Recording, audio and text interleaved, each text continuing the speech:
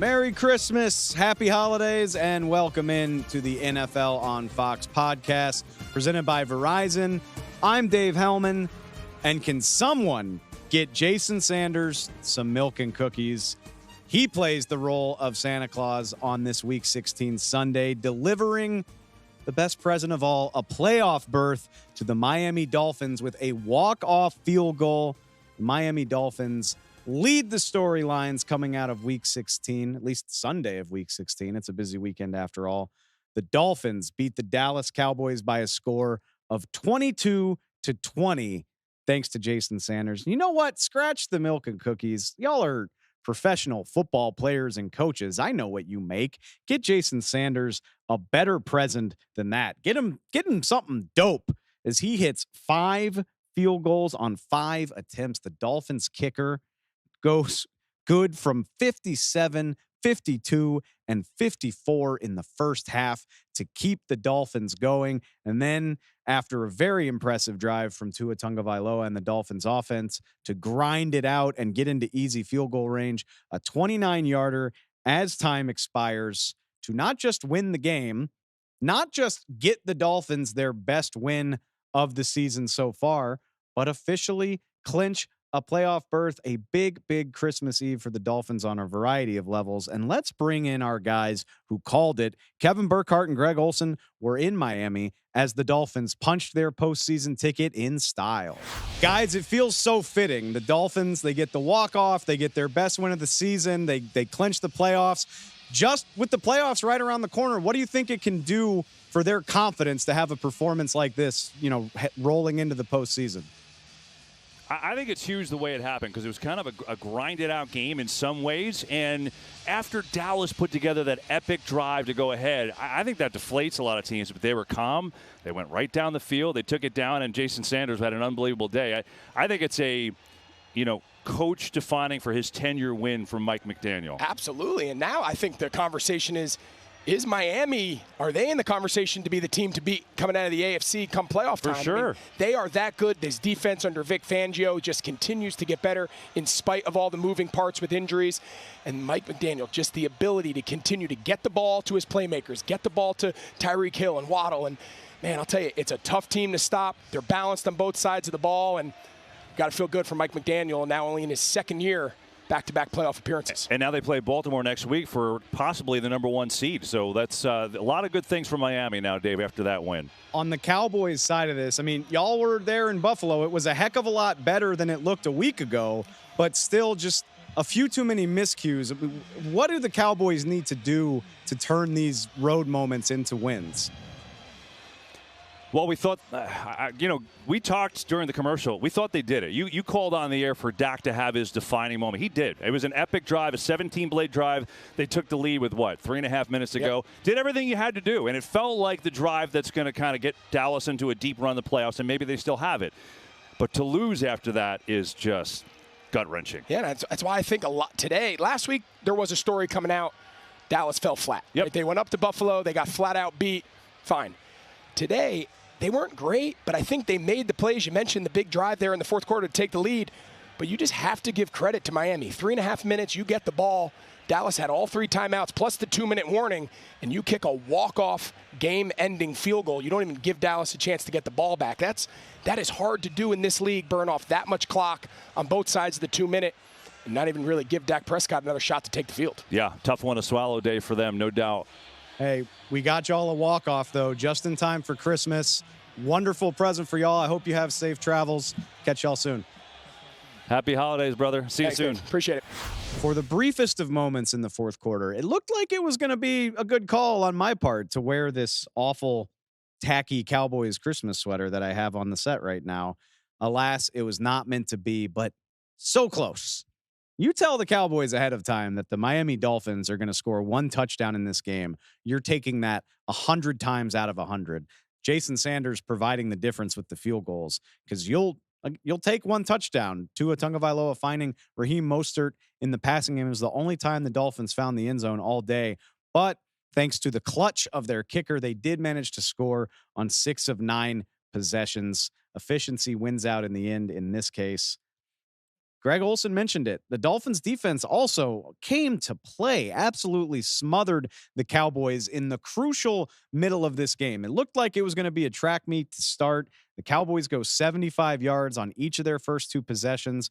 Crucial back-breaking fumble by Hunter Lipke on the first possession. They score on the second possession. It looks like we're headed for a 35, 31, 38, 35 type of game.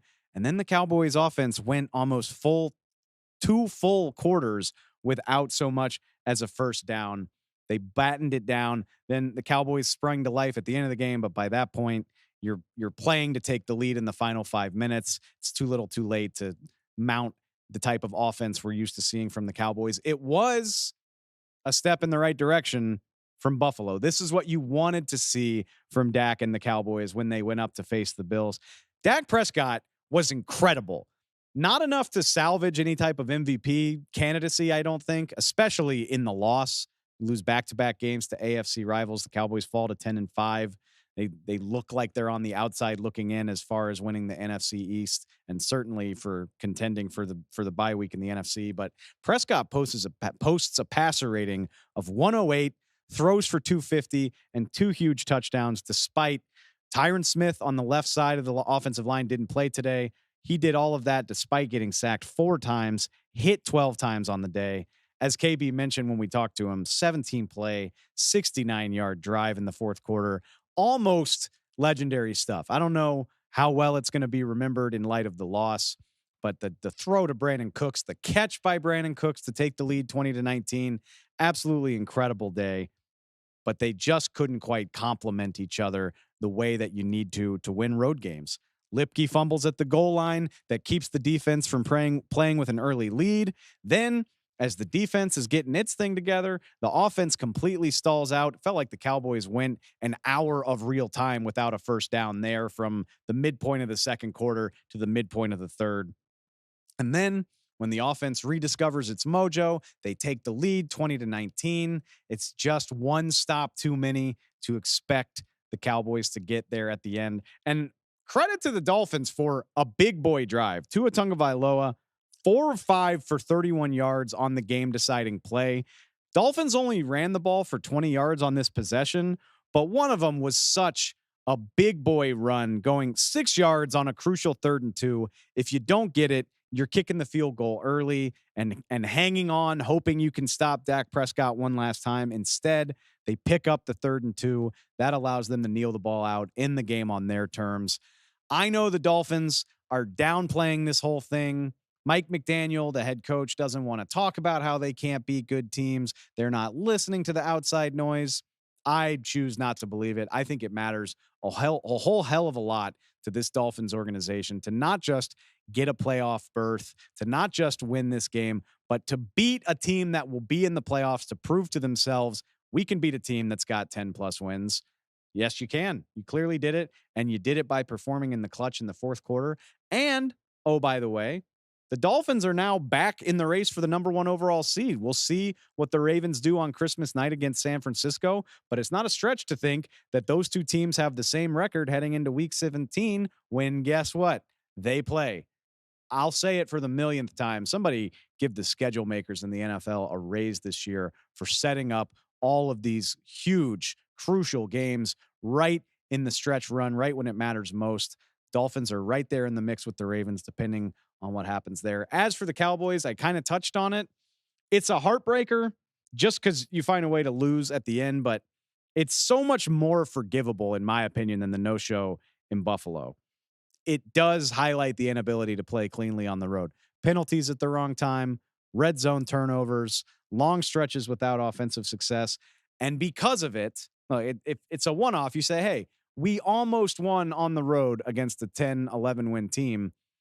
I don't think that counts for nothing. I think it does matter that they played this well, but the irony is that now it looks that much more likely that they're going to have to do it in the playoffs. We'll see what happens with the Eagles and the Giants on Christmas Day, but it's looking very, very likely that whatever run the Cowboys go on is going to have to come as a wild card team, go on the road to likely face the NFC South champion.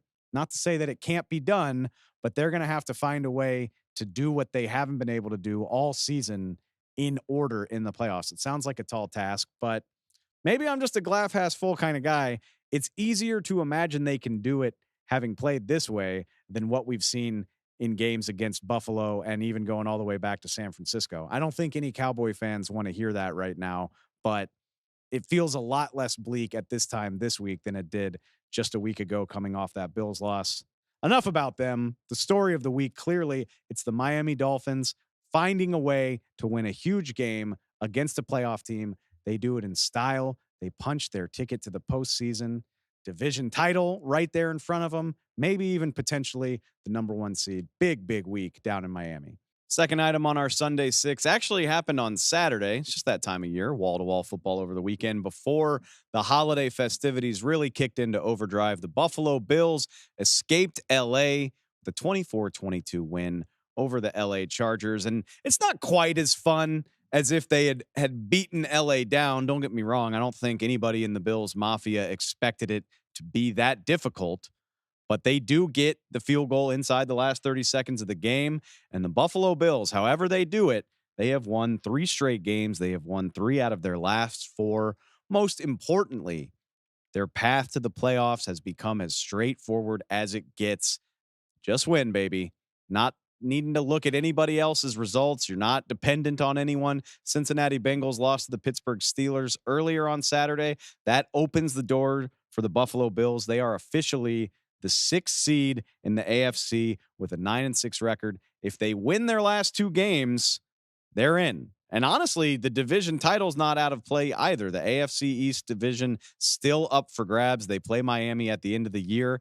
They don't even officially need to win both games. If they go 1-1, they are still eligible. It would depend on a few other results. So let's just keep it simple. Buffalo Bills, keep winning. You win and you're in. 2 more games left to go. This one, like we said, was a little more stressful than it needed to be. Even if it wasn't pretty as it was supposed to be, I want to make sure we shout out the Buffalo Bills defense in this game. They kept it close long enough to turn this into a comeback win. Buffalo offense looked like it forgot there was a game on Saturday night for the first quarter or so. And even into the second half, the Chargers managed to drive the ball with some regularity. But every time they did, the Bills were there to force them into a field goal. Cameron Dicker scored 3 fourth quarter field goals. If even one of those is a touchdown drive, we might be talking about a completely different scenario where the Bills managed to choke away this golden opportunity. That's not what happened. And we'll get to the heroics of the offense in a minute, but the defense played as big of a role as anyone in that. We've talked about the guys they haven't had. They lose Matt Milano early in the year. They lose Tre'Davious White. Micah Hyde has been injured recently. Didn't matter. And yes, I know it was Easton Stick, but they did manage to hold the Chargers to less than 300 yards on the day. And again, forcing the Chargers into as many field goal attempts as they had was crucial in this game. I want to make sure we mention Ed Oliver, the Buffalo Bills defensive tackle, was about as dominant as you can expect a guy to be in this game. I think in a league with so many superstar DTs, whether you want to talk about Aaron Donald, Jeffrey Simmons in his own division, Quinnen Williams gets a lot of attention. Those guys are all great. Ed Oliver shined like he is paid to shine in this game. Came away with 2 sacks, another 2 quarterback hits, 4 pressures, got a sack of Easton Stick in the final minute of this game after the Bills had taken the lead. That kind of put the game on ice. Just a fantastic performance, leading a defense that had 5 sacks on the night. I do think the Bills defense was the unsung hero of keeping this winning streak alive. But then there is Josh Allen, and let's talk about him for a sec. I think it's time to say the guy's very quietly putting together an MVP resume. And yes, I know what you're going to say. He's thrown 15 interceptions. It's a ton. It leads the league heading into Christmas weekend. But I think we owe it to ourselves to look deeper. It wasn't fair last year, the amount of piling on that people did of Dak Prescott for throwing interceptions. It's equally not fair when you consider what Josh Allen is doing in spite of having so many turnovers on his resume. He scored all 3 of the Bills' touchdowns on Saturday. His 57-yard pass to Gabe Davis in the first half, vintage Josh Allen, buying time, evading the pass rush, and just using that howitzer of an arm to find Davis behind the entire secondary. Also rushed for 2 touchdowns on the night, gives him 13 rushing touchdowns. in the league. That's fourth most in the NFL, second most among quarterbacks, behind only Jalen Hurts. And all told, Josh Allen has scored 40 touchdowns this season, 27 passing, 13 rushing.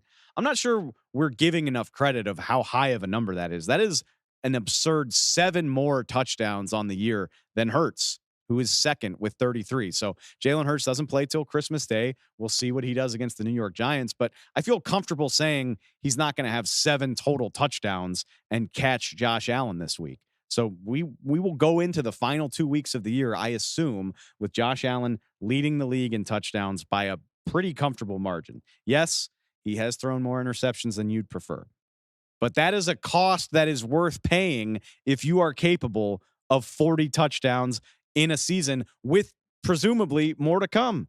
And while the Bills' 9-6 record isn't becoming of NFL MVP, like I said, they're mathematically alive in the AFC's title race. It's entirely possible they're playing for the division in Week 18 against Miami. If they do it, if they manage to steal the division from Miami and they're one of the top 2-3 seeds in the AFC heading into the playoffs, can we rule out Josh Allen as a dark horse MVP? I'm not so sure. It's going to depend on what the 49ers do. Brock Purdy, still the favorite. Lamar Jackson, obviously, deserves mention as well. It's going to be fascinating to see how their game on Christmas night changes the MVP race. But until then, Josh Allen's just kind of lurking in the background. And if the Bills finish the season as hot as they are right now, I don't think we can rule it out. For our next item in the Sunday Six, we're going to keep it right there on Saturday. That Bills-Chargers game was noteworthy on both sides of the ball. As usual, we like to spotlight a moment, a decision, a performance by a coaching staff in the NFL. And even in a losing record, we need to talk about Chargers interim head coach Giff Smith in this week's Coaching Spotlight. It is brought to you by Verizon. It's the official private wireless network of the NFL's coach-to-coach communication. How could we not talk about the job done by Giff Smith? I know that moral victories aren't a thing in the NFL. I'm going to make a Christmas exception here for the first-time head coach, who's never even been a coordinator, by the way. Giff Smith, coaching football since 1991. He's been in the NFL since 2010, 13 years in the league. He's been coaching the Chargers defensive line and linebackers since 2016. Guy had worked under 3 different Chargers head coaches before he became the interim head coach himself just 9 days ago. And what does he do? He pushes the Buffalo Bills to the brink. And that's just a week and a half after this team allowed 63 points to the Las Vegas Raiders, a game where we knew at halftime that Brandon Staley's time in charge of that team was probably done.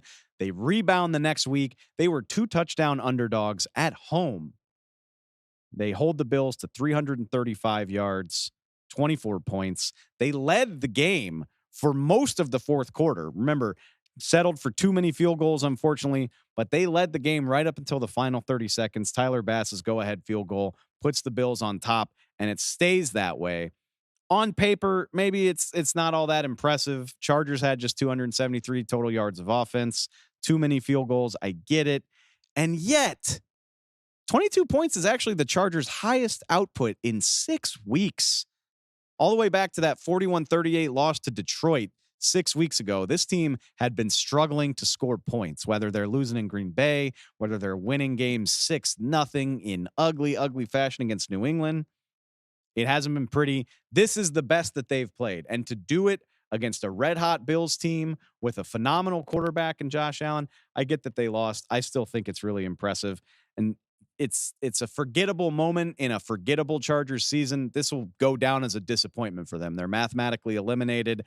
The goal was to get to the playoffs, but remember, no Justin Herbert, no Keenan Allen, no Joey Bosa.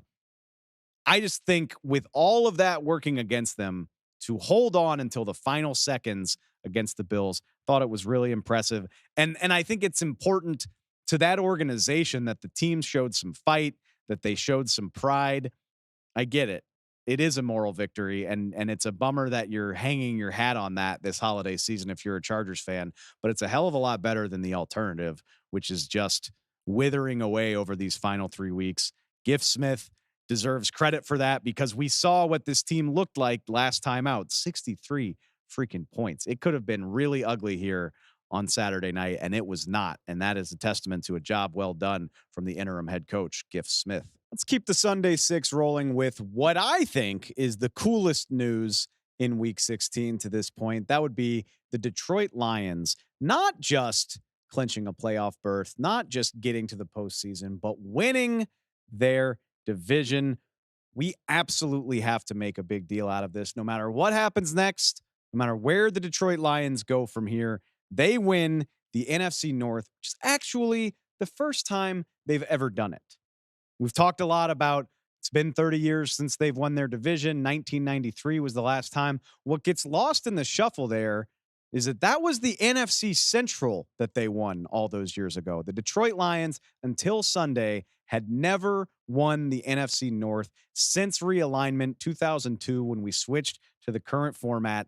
They were one of just 2 teams in the league that had never done it. Now, sorry, Cleveland Browns, not to rub it in. Cleveland, the last team that has never won their division in the current format. The last time the Lions won their division, Tampa Bay was their division rival. The Seattle Seahawks didn't even play in the NFC. That's the type of stuff we're talking about. That's what makes it so damn cool that the Lions go on the road. They beat the Minnesota Vikings by a score of 30-24 to finally clinch that division, get that home playoff game. That's where I want to start, as I'm joined now by Kenny Albert and Jonathan Vilma, who had the call in Minneapolis. All right, y'all, teams say all the time that winning the division is the first step. It's the first goal to accomplish. But for a team in a city that hasn't won the division in 30 years, is it fair to say that this feels a little bit bigger than your average division title? Well, Dave, it is the first time since 1993, and we spoke to Jared Goff the other day, and he said if we do it, it would be the first check mark, but it is a huge accomplishment for the Detroit Lions organization. For how hard they've worked, not just this season, the past couple seasons. Jared Goff coming in, Dan Campbell, they started off 0-for. Everyone just kind of left them and thought that they were never going to turn it around. They brought in some players, some tough guys, turned it around. So I'm really proud of the current players and, of course, for the organization who made a commitment to the fans that they were going to right the ship, and they did. Lions have shown a little bit of a tendency to win it the difficult way here over the last month or so. JV, I'm curious from your perspective as a player, when you manage to win these dramatic sorts of games, how does that serve a team when you get to the postseason? Well, it gives you confidence that you're never out of a game, right? It doesn't matter how you win so long as you find a way to win. And that's what they're going to talk about on Monday. There will be a ton of things to correct for the Lions, offensively and defensively. But the point is that they know they're always going to find a way to win the game when they need to, because these close games, they add up, especially in the playoffs. When the talent is the same, the skill set is the same, you have to execute. And they found a way today. They're hoping to do that again in the playoffs. The Detroit Lions, the NFC North champions. It's got a nice ring to it, guys. I hope you have a happy holiday. Really appreciate the time. Thanks, Dave. Happy holidays. It's big for anyone in the NFL to get a home playoff game. It matters no matter what. This is an accomplishment that the Lions should celebrate, feel good about, regardless. But it feels especially big for this team, the way that they're constructed, to be guaranteed at least one home playoff game at Ford Field. The first ever playoff game at Ford Field, by the way. For starters, I don't think it's a coincidence that the Lions have scored 30+ in all 5 of their wins since the bye week. The strength of this team is its offense. It always has been. Typically, when they fail to flirt with the high 20s, low 30s, they don't win games because gaining yardage, scoring touchdowns is their bread and butter. You're not going to win defensive battles with the state of the Lions defense. 389 yards, it's honestly not even that gaudy of a day for the Lions. It's only their 7th best yardage output of the season, but they were a very, very impressive 4 of 5 in the red zone in this game. Jahmyr Gibbs and David Montgomery combined for 3 red zone rushing touchdowns, a couple of those on the goal line. And Jahmyr Gibbs in particular, I said this on Sunday afternoon, we can argue till we're blue in the face about the value of a running back. Was Jahmyr Gibbs drafted too highly? I think there's merit to both sides of that argument, but here in December, when you're in the home stretch of the season and you're fighting to clinch a playoff berth and your division, Jahmyr Gibbs runs for 80 and 2 touchdowns, catches 4 passes for 20 yards, 100 all-purpose yards on the day. Have a feeling Dan Campbell really, really happy about the decision to draft him where they did. And those points helped offset another leaky day from the Detroit defense. They had a standout night against Denver last week. We can't take that away from them, although I think it's fair to point out Denver's offense, not a unit that has consistently scared anybody this season. This weekend, Sunday, it was the 4th in their last 7 that the Lions defense has allowed 350-plus yards since the bye week. It's really been a weekly adventure in terms of how many yards and how many points they're going to give up. Nick Mullins, some of this yardage was negated by sacks, which there were quite a few, but he passed for 411 yards on this secondary. He and Justin Jefferson picked up a 3rd and 27 in the crunch time of this game that looked like it was going to lead to some big-time Detroit heartbreak. The Vikings were right there with a chance to take the lead in this game late, which, let's be honest, would be something that the traditional Lions would do far too often. This is a different Lions team. This is an opportunistic team, even if they're not great. They get the interception down in the red zone. They picked off Mullins 4 times on the day to offset all of that yardage. And that goes back to my point. You play at home. What's going to be helped on defense? It's going to help your pass rush with the offense going against crowd noise, needing to go to a silent count, not being able to get ahead of things. It's going to help your pass rush. By virtue of that, it should help your secondary playing in a raucous home environment inside. I think having a roof on your stadium will probably help your offense move the ball and score points as well. So playing at home matters to a lot of teams. I think it really, really matters to the Detroit Lions. And at least in the first round of the playoffs, we know they will get that.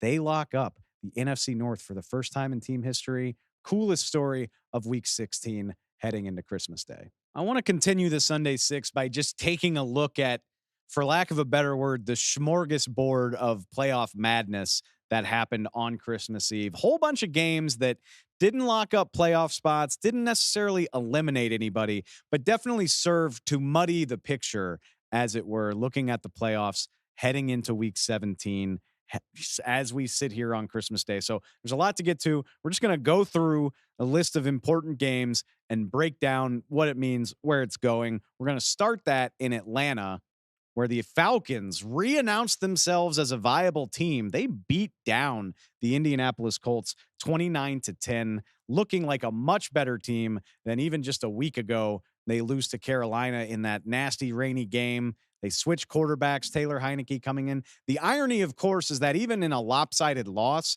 the Colts are mathematically in a better situation than the Atlanta Falcons are. But hope springs eternal. The Falcons, at least with a slight playoff chance after the big win. I'm joined now by Adam Amin and Mark Schlereth, who are on the call in Atlanta, talking all things Taylor Heineke and maybe these rejuvenated Falcons. All right, y'all, I'm sure Arthur Smith makes the switch to Taylor Heineke, hoping he can provide a spark. Is it safe to say that's what we saw here in Atlanta? Yeah, it felt like a spark and a lot of help from the defense as well in the running game. I think there's a combination of a couple of things. The play calling, and we're pretty well aware of it because we saw the debacle in Charlotte a week ago. Sure. I think a combination of a lot of things. Heineke at the forefront of that was a big deal today. Yeah, I think the tight window throws by Heineke. He just was not afraid to throw the ball into tight windows, did not turn the ball over. And then I think Arthur Smith got what he wanted. All 3 backs contributing, using those backs in various ways, getting the ball in space to Bijan Robinson, and then just hammering people with Tyler Algier and kind of that changeup with Patterson as well. So it's exactly the kind of game plan that he's wanted to implement all season long, but the turnovers have really cost them. Yeah, they did not cost them today. It was a clean game for the most part from Heineke. I heard y'all mention this on the other side of things. Thankfully for the Colts, it's not as disastrous of a day as it could have been thanks to some other results around the AFC. But if they're going to bounce back from this, what do you think needs to be the biggest key? I mean, give me a sense of it, Mark, because we heard a lot of different things for this group. What do you think is at the top? Well, I think what you saw today was a defense that wasn't afraid of the deep ball. They weren't afraid of being attacked over the top, so they played a lot of man coverage. They put a lot of pressure on Gardner Minshew. They need Pittman back. Pittman takes that pressure off this defense or this offense and puts it back on the defense and makes them play legitimate football. They can't cheat that way. So they really need that big-time threat in the receiving game. They didn't have it today. Therefore, they shut down the run. They were able to sack the quarterback. Atlanta being, that team that really put the pressure on. Yeah, I think Mark was talking about this during the game, Dave, where Atlanta could start to bring pressure, right? They could keep bringing pressure because they weren't afraid of getting beat over the top like you would be if you did have Michael Pittman in the contest. After that opening drive, the great drive that Gardner Minshew led, 13-play series, they get 7 points from Jonathan Taylor on the ground. After that, Falcons defense had 6 sacks. That was a season high. They had an interception. They had 2 stops on 4th down, and they only allowed 3 points the rest of the game. So really strong effort, but a lot of that has to do with no Michael Pittman. Yeah, we talk a lot about Heineke, but for sure, good point to mention this Atlanta defense. Big win for the Falcons, but both of these teams very much alive in the playoff race. Guys, happy holidays. Thank you. Thanks, Dave. Thanks. It's not often you get your ass kicked in December as a wild card contender and have it amount to absolutely nothing, but that's the situation the Colts find themselves in. Call it a mulligan. They lose 29-10 in Atlanta, and not ideal, clearly, but doesn't change a whole lot in their playoff picture, and that's because the entire AFC South decided to do them a solid and lose the whole division. 0-4 for the weekend. Everybody losing, and the Colts, despite the loss, still holding a playoff spot. They fall to the 7th seed. They're now behind the Buffalo Bills up at 6. Elsewhere in the division, again, their division rivals doing them solids all over the place. The Jaguars, with a banged-up Trevor Lawrence, go across the state to Tampa Bay and get their asses totally kicked. This game was never in doubt. The Bucs scored early and often. They were up big at halftime. The second half was merely a formality. Trevor Lawrence adds a shoulder injury on top of the ankle and the concussion issue that he's already dealing with. It is a bleak month for the Jaguars. They were fighting in that race for the number 1 seed a month ago. Now it's 4 straight losses, and they're fighting for dear life to even be on top of the division. Maybe if the Colts could take advantage of it, they wouldn't be there anymore, but they technically are. Thanks to tiebreakers, they still hold the 4 seed, but they go down big time. And oh, by the way, the Tampa Bay Buccaneers, with a 4th straight win, improve to 8-7 on the season. Baker Mayfield, I'm stealing this line from my good friend Trevor Sikkema. Call him Baker Decemberfield, the way this guy's playing. 1,000 passing yards in the month of December, averaging 253 per game, 10 touchdowns to just 1 pick in his last 4 outings. He's 4-0 this month. Saw reports on Sunday morning that the Bucs were very willing to have Baker Mayfield remain as their starting quarterback in 2024. I'd say, yeah. Bucs closing in on the NFC South Championship. Not a done deal yet.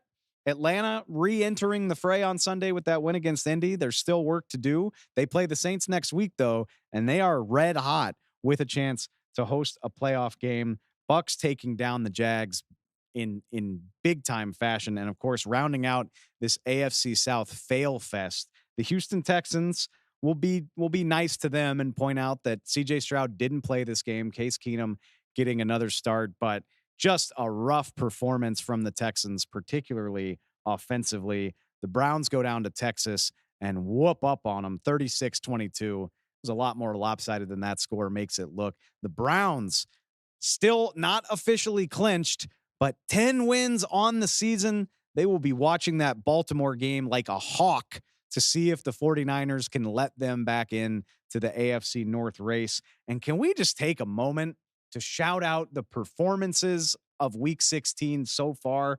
Joe Flacco, what a pickup. We've talked about it a lot, but which doesn't do justice to the job that he's doing. He was on the couch a month and a half ago. He threw for 368 and 3 touchdowns in Houston. And maybe you heard Amari Cooper caught 11 of those passes for 265 yards and 2 touchdowns. Can you hear that sound you hear? That's fantasy managers all over the nation either celebrating Amari Cooper for winning him their playoff game or cursing him for coming out of nowhere and doing that. What was that? Like a 50-point game in fantasy football? Amari Cooper, you are ridiculous. And to think there were Cowboy fans that tried to convince me this guy didn't show up on the road. Yeah, freaking right. Amari Cooper, the star of the week, and the Cleveland Browns, despite all their problems, they are 10-5 and sitting real pretty in the 5 seed with maybe an outside chance at the AFC North. We'll see. All right, let's wrap up the Sunday 6 in Christmas fashion with what we're calling our holiday wish list heading into Christmas. We'll throw in New Year's beyond it. Things we're hoping for this coming week, for the year to come. Just kind of get into that festive spirit. Just a couple of things I'm just hoping to see in the weeks coming up. Let's start it with Christmas night. I am wishing to Santa, to really anybody, that Baltimore San Francisco delivers on the hype on Christmas night. Let's face facts. These big hyped games this season have rarely delivered on their potential. Dallas San Francisco was a dud. Philly San Francisco was a dud.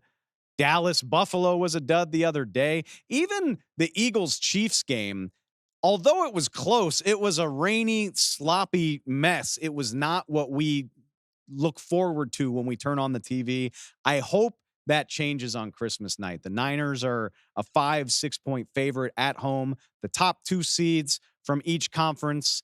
It just, come on, just give me something. Give me a walk-off touchdown, or at the very least, a back-and-forth game. I'm rooting for some fireworks. I've been underwhelmed by the big-time games far too often this season.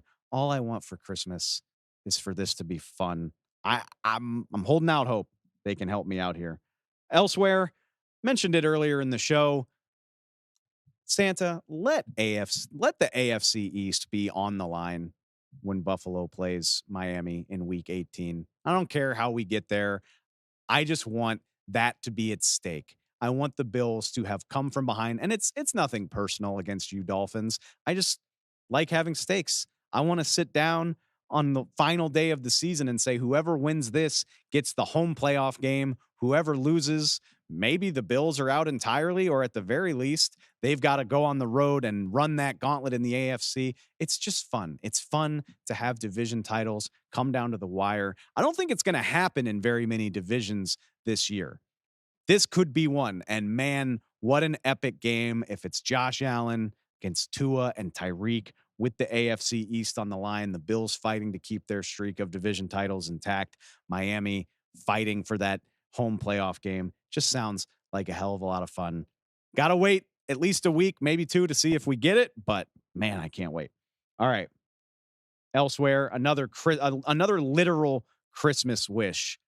Can I get a Chiefs receiver not named Travis Kelce to have 100 yards this season? You realize Rashee Rice did it against Vegas on November 26th.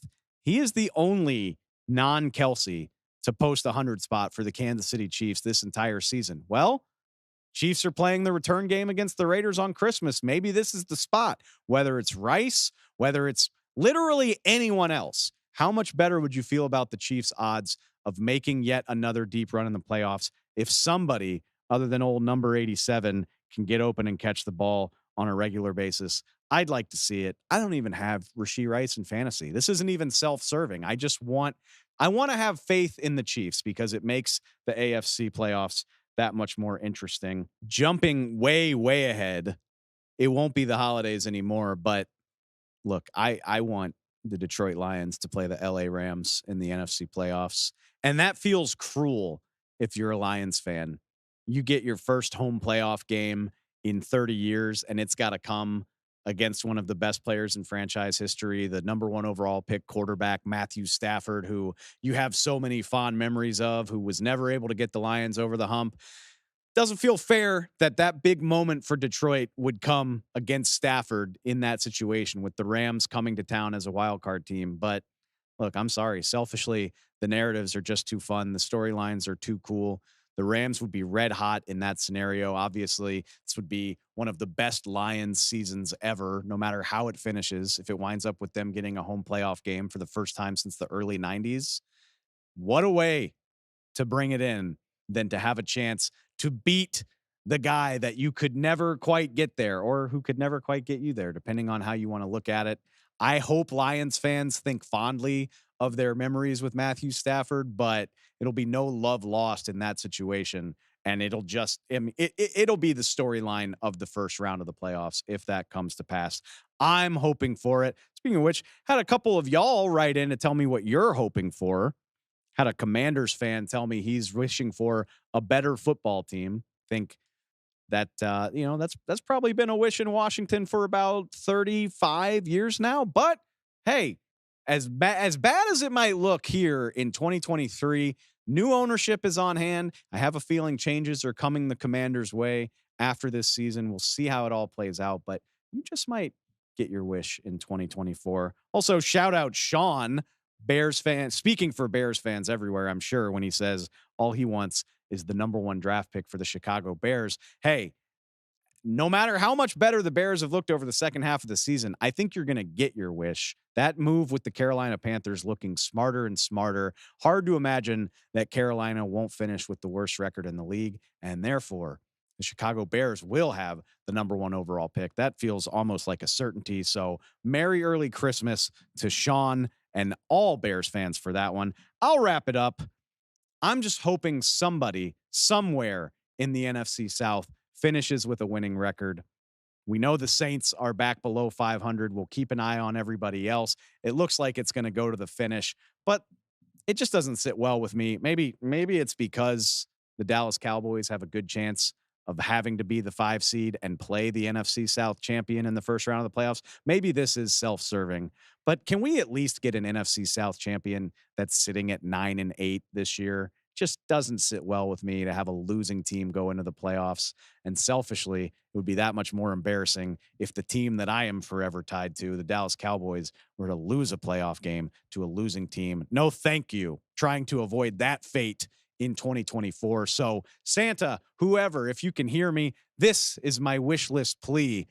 We'll see if they come true. That does it for the Sunday Six, but it wouldn't be a show without some bonus content from our own NFL on Fox insider, Jay Glazer. Stop by the show, as always, for another edition of Ask Glazer. And what better time to check in with Jay than with the coaching carousel truly heating up? Stay tuned for more. All right, it's week 16. It's time for a special holiday edition of Ask Glazer with Jay Glazer, our buddy. Happy holidays to you, brother. NFL on Fox, NFL insider. Happy holidays to you, my friend. How you doing? Doing great. All right, let's get right into it then. It's that time of year. I know the season's still got a couple weeks left, but more than ever, people are thinking about postseason awards.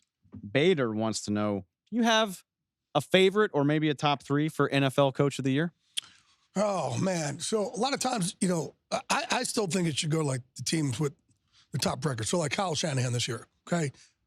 Probably not getting enough credit, right? Yeah, because it's almost like, oh, they're supposed to be that good, so let's not give them the credit, right? But the job Sean McVay has done this year, right there, people thought they're going to be a 4 or 5 win team. All of a sudden, they're a playoff team. The job Kevin Stefanski's done with backup quarterbacks all the time. So I think those are Mike McDaniel also. I know we need 3, but man, we probably thought, the Dolphins were going to be, I don't know, did we think they were going to be this good?